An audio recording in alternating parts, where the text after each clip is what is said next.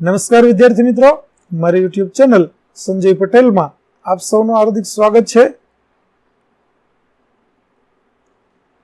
મિત્રો, આજના વિડીયોની અંદર આપણે ધોરણ 8 વિષય છે ગુજરાતી, જેનો પાઠ 5મો, જેનું નામ છે ખોટો જવાબ.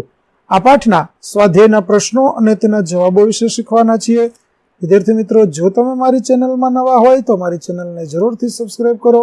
વિડીયો સારો લાગે તો લાઇક કરો, શેર કરો અને બેલ નોટિફિકેશન ઓન કરો, જેથી મારા આગળના નવા વિડીયો પણ આપને મળતા રહે.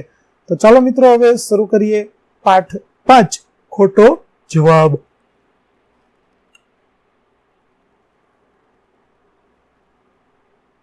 સૌપ્રથમ પ્રશ્ન 1 ની અંદર વાતચીત. પહેલો પ્રશ્ન, તમે પરીક્ષા પહેલા કેવી રીતે તૈયારી કરો છો? તો પરીક્ષા પહેલા હું જે વિષયની પરીક્ષા હોય તે વિષયનું સંપૂર્ણ પુનરાવર્તન કરું છું. બીજું, પરીક્ષા ખંડમાં પ્રશ્નપત્ર મળે ત્યારે તમને ગભરામણ થાય છે કે ઉત્સુકતા? કેમ? તો પરીક્ષા ખંડમાં પ્રશ્નપત્ર મળે ત્યારે મને ઉત્સુકતા હોય છે, કારણ કે મેં જે તે વિષયનો આગલે દિવસે બરાબર અભ્યાસ કરી લીધો હોય છે અને પ્રશ્નપત્ર વાંચી સમજીને ઉત્તર જ લખવાના હોય છે. વિદ્યાર્થી મિત્રો, આ પાઠની PDF જોવા માટે પ્લે સ્ટોરમાંથી તમે અમારી એપ્લિકેશન વિશ્વગુરુ STD1 થી 12 ગુજરાતી ડાઉનલોડ કરી તમારા મોબાઈલમાં ઇન્સ્ટોલ કરો. જે તમે શરૂ કરશો તો તમને આ પ્રકારે જોવા મળશે, જેમાં બધા ધોરણની અંદર ધોરણ બતાવશે, ધોરણ પસંદ કરશો, વિષય બતાવશે, વિષય પસંદ કરશો, પાઠનું નામ બતાવશે. જેમાં તમે વિડીયો ઉપર ક્લિક કરશો તો વિડીયો જોવા મળશે અને PDF ઉપર ક્લિક કરશો તો તમને PDF જોવા મળશે. આશા રાખો છો અમારી એપ્લિકેશન આપ સૌને ગમશે. જરૂર ડાઉનલોડ કરજો, જે એકદમ ફ્રી છે. કોઈ પણ પ્રકારના ચાર્જ વગર તમે વિડીયો અને PDF બંને જોઈ શકશો. તો ચાલો મિત્રો, હવે આપણે આગળ વધીએ. પ્રશ્ન નંબર 3. કોઈ પ્રશ્નનો જવાબ તમને ન આવડે તો તમે શું કરો છો? તો મને કોઈ પ્રશ્નનો જવાબ ન આવડે તો હું તેનો જવાબ શિક્ષક કે માતા પિતા પાસે જાણીને તેને સમજીને યાદ રાખવાનો પ્રયત્ન કરું. ચોથો પ્રશ્ન, પરીક્ષામાં પૂછાયેલ પ્રશ્નોના જવાબ સાચા છે કે ખોટા એ કેવી રીતે નક્કી કરશો? તો પરીક્ષામાં પૂછાયેલ પ્રશ્નોના જવાબ સાચા છે કે ખોટા એ નક્કી કરવા હું તે લખ્યા પછી ફરી વાંચી જઈશ. એ વાંચતા લખવામાં કે શરત ચૂકથી કંઈ રહી ગયું હોય તો હું જાતે જ સુધારી લઈશ. 5મો, પાઠ્યપુસ્તક સાથે રાખીને પરીક્ષા આપવાની હોય તો તમને ગમે? કેમ? તો હા, પાઠ્યપુસ્તક સાથે રાખીને પરીક્ષા આપવાનું કહેવાય તો મને એવી પરીક્ષા આપવી ગમશે, કારણ કે પાઠ્યપુસ્તક સાથે રાખીને પણ પરીક્ષામાં એ જ વિદ્યાર્થી જવાબો શોધીને લખી શકે કે જેણે વર્ગખંડમાં કે ઘરે તેનો બરાબર અભ્યાસ કર્યો હોય. 6થો પ્રશ્ન, તમે કોઈ પણ બાબત માટે નિર્ણય લેતા પહેલા કોઈનો અભિપ્રાય લો છો? શા માટે? તો હા, મને સમજ ન હોય તેવી બાબતોનો નિર્ણય લેતા પહેલા વડીલો, શિક્ષકો કે મારા મિત્રોનો અભિપ્રાય લઉં છું. આ પ્રમાણે અભિપ્રાય લેવાથી આપણાથી ભૂલ થવાની શક્યતા નહિવત થઈ જાય છે અને જે બાબત માટે નિર્ણય લેવાનો હોય તે બાબતમાં સારું પરિણામ મળી શકે છે. 7મું, તમારા લીધેલા નિર્ણય માટે તમને બીજાનું સમર્થન મળે તો જ તમે નિર્ણયને યોગ્ય માનો છો? કેમ? તો ના, દરેક બાબતમાં મારા નિર્ણયને બીજાનું સમર્થન મળે જ તેવો હું આગ્રહ રાખતો નથી, કારણ કે જે બાબતમાં મને લાગે કે હું સાચો છું તે બાબતના નિર્ણયમાં બીજાનું સમર્થન ન મળે તો પણ હું મારા નિર્ણયને યોગ્ય માનું છું.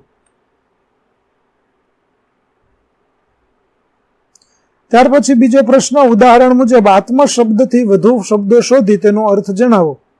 જેમ કે આત્મનિર્ભર તો સ્વાવલંબી, આત્મવિશ્વાસ તો આત્માની શક્તિ ઉપરનો વિશ્વાસ, આત્મશ્રદ્ધા, આત્મબળ એટલે મનનું કે હૃદયનું બળ, આત્મશ્લાઘા એટલે પોતે જ પોતાના વખાણ કરવા, આત્મકથા એટલે પોતાની જીવનકથા, આત્મચરિત્ર એટલે આત્મકથા પોતે જ પોતાના જીવનની લખેલી કથા, આત્મજ્ઞાન એટલે પોતાના સંબંધી જ્ઞાન, આત્માનો સાક્ષાત્કાર, આત્મગૌરવ એટલે આત્માનું કે પોતાનું ગૌરવ અને આત્મજા એટલે પોતાનાથી ઉત્પન્ન થયેલી પુત્રી.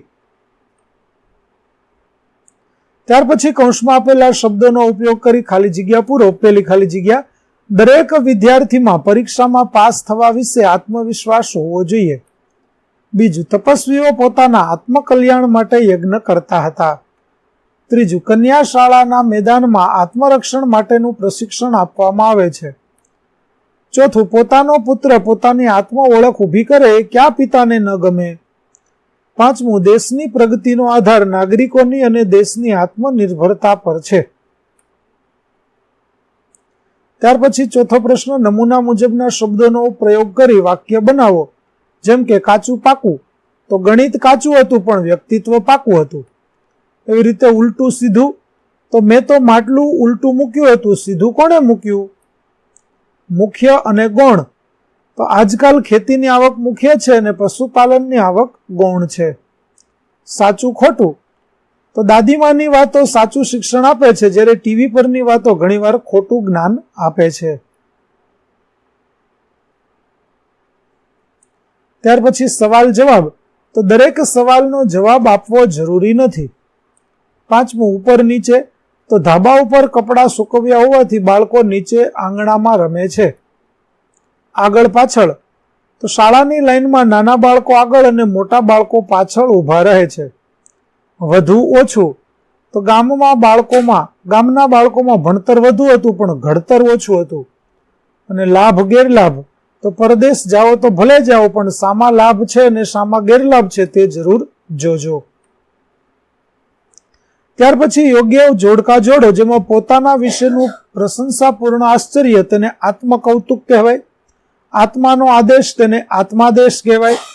પોતાની જીવનકથા તેને આત્મકથા કહેવાય.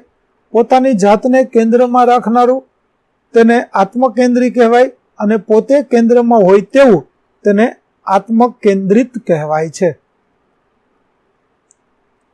ત્યાર પછી છઠ્ઠું, ખરી વાત તો સાવ ઉલટી છે. હું પોતે હાથમાં લઈને પૂરું અને આખું જીવીશ ત્યાં સુધી વાંચો અને આપેલી વિગતો ખોટી હોય તો ખોટી વાત, સાચી હોય તો સાચી વાત લખો.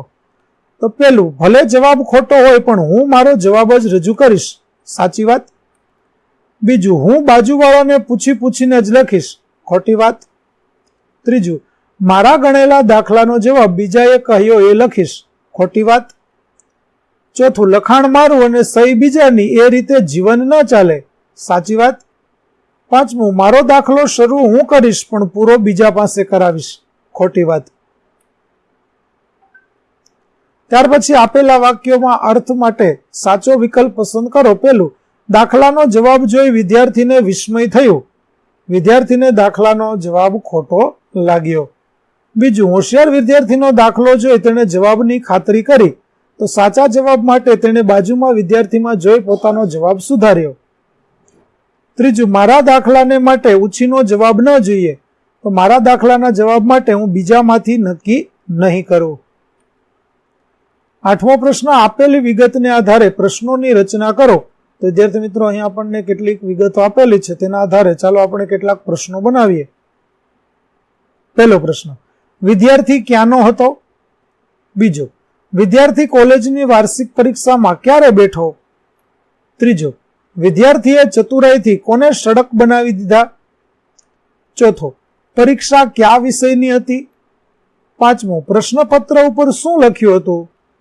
છઠ્ઠો, વિદ્યાર્થીએ પોતાના ઉત્તરપત્ર ઉપર શું લખી દીધું? સાતમો, શા માટે વિદ્યાર્થીએ ઉત્તરપત્ર ઉપર આ પ્રમાણે લખ્યું? આઠમો, વિદ્યાર્થીએ પરિણામમાં કેટલા ગુણ મેળવ્યા? નવમું, પરીક્ષકે ઉત્તરવહીમાં સી નોંધ કરી? અને 10મું, પ્રાંતમાં પ્રથમ આવનાર વિદ્યાર્થી કોણ હતો? ત્યાર પછી પ્રશ્ન 9, તમે આપેલી વિવિધ પરીક્ષાઓ વિશેના તમારા અનુભવો લખો અને વર્ગ સમક્ષ રજૂ કરો. ઉદાહરણ તરીકે સીએટી, પીએસસી, એનએમએમએસ વગેરે જેવી પરીક્ષાઓ તમે આપી હોય તો તે પરીક્ષાઓ વિશે તમે અહીં લખી શકો તમારા અનુભવો. ત્યાર પછી 10મો પ્રશ્નોના જવાબ લખો. પહેલો પ્રશ્ન, પોતાનો જવાબ સાચો છે કે ખોટો એ જાણવા માટે છોકરાએ શું કર્યું? તો પોતાનો જવાબ સાચો છે કે ખોટો એ જાણવા માટે છોકરાએ બાજુમાં બેઠેલા ભાઈબંધને તેનો જવાબ શું આવે તેવું પૂછ્યું. બીજું, છોકરાના મનમાં ખોટા જવાબ વિશે શી ગડમથલ ચાલતી હતી? તો છોકરાએ જવાબ લખ્યો, લખેલો જવાબ ફરી ગણી જોયો, જવાબ એ જ આવ્યો છતાં ખાતરી કરવા બાજુના છોકરાને પૂછ્યું, એણે અલગ જવાબ કહ્યો, તેથી તેને વિસ્મય થયું. 1 મિનિટ આનાકાની કરી પછી બાજુના છોકરાનો ખોટો જવાબ લખ્યો. ત્રીજું, છોકરાને કઈ બાબતનો પછતાવો છે, શા માટે? તો છોકરાને પોતે ખોટો જવાબ લખ્યો એનો પછતાવો છે, કારણ કે પોતે સાચો જવાબ મેળવ્યો હોવા છતાં મનની નબળાઈથી અને ભાઈબંધના કહેવાથી ખોટો લખી નાખ્યો એનો પછતાવો છે. ચોથું, છોકરામાં આત્મવિશ્વાસનો અભાવ હતો એવું શા ઉપરથી કહી શકાય? તો છોકરાએ જ્યારે દાખલો ફરી ગણ્યા પછી ખાતરી કરી સાચો જવાબ લખ્યો, પણ બાજુમાં બેઠેલા છોકરામાં જોઈને પોતાનો સાચો જવાબ ચેકી નાખ્યો અને જોડેના છોકરાનો સાચો હશે એમ માની એ જવાબ તરીકે લખ્યો. આના પરથી લાગે છે કે છોકરામાં આત્મવિશ્વાસનો અભાવ હતો. ત્યાર પછી પાંચમું, ગણિત પાકું હતું પણ વ્યક્તિત્વ કાચું હતું. એકમને આધારે આ વિધાન સમજાવો. તો દાખલો આવડતો ન હતો એટલે ચોરી કરી એમ નહીં. દાખલો બરાબર આવડતો હતો પણ વિશ્વાસ ન હતો એટલે પૂછી લીધું. અવિશ્વાસ હતો. ગણિતનો પ્રશ્નો ન હતો, વ્યક્તિત્વનો હતો. ગણિત પાકું હતું પણ વ્યક્તિત્વ કાચું હતું. છઠ્ઠો, લેખક પોતાના જીવન માટે કઈ કઈ બાબતો પાકી કરવા વિશેષ નિર્ધાર કરે છે? તો લેખક પોતાના જીવન માટે સ્વતંત્રતા, મૌલિકતા, મક્કમતા કે દ્રઢ સંકલ્પ તેમજ આત્મવિશ્વાસ જેવી બાબતો પાકી કરવા વિશે નિર્ધાર કરે છે. વિદ્યાર્થી મિત્રો, અહીં આપણો પાઠ 5 ખોટો જવાબના સ્વાધ્યાયના પ્રશ્નો અને જવાબો છે તે પૂરા થાય છે. આગળના પાઠના સ્વાધ્યાયના પ્રશ્નો અને તેના જવાબો મેળવવા અમારી ચેનલને જરૂરથી સબસ્ક્રાઇબ કરો, તેમજ પીડીએફ જોવા માટે પ્લે સ્ટોરમાંથી અમારી એપ્લિકેશન વિશ્વગુરુ STD 1-12 ગુજરાતી ડાઉનલોડ કરો, જેમાં આપણે ધોરણ 8 તમામ વિષયના સ્વાધ્યાય સોલ્યુશન, સ્વાધ્યાયપોથી સોલ્યુશનના વિડીયો અને પીડીએફ મળી રહેશે, જે એકદમ ફ્રી છે. કોઈ પણ પ્રકારના ચાર્જ વગર તમે વિડીયો અને પીડીએફ બધું જોઈ શકશો. તો આશા રાખો અમારી એપ્લિકેશન પણ આપને ગમશે. જરૂર ડાઉનલોડ કરજો. ફરી મળીશું નવા પાઠ સાથે. ત્યાં સુધી આવજો.